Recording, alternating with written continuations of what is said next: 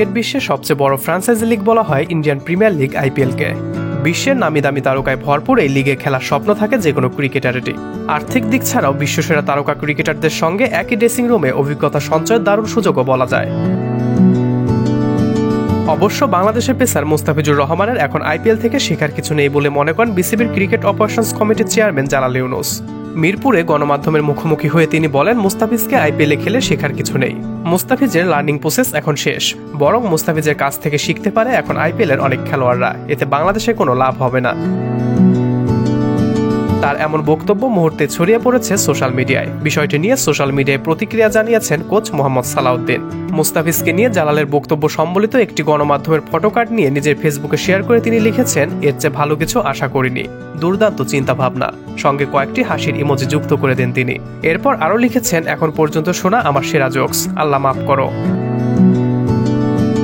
ঘরের মাটিতে জিম্বাবুয়ের বিপক্ষে সিরিজ থাকায় আইপিএলের মাঝপথে দেশে ফিরে আসছেন মুস্তাফিজুর রহমান।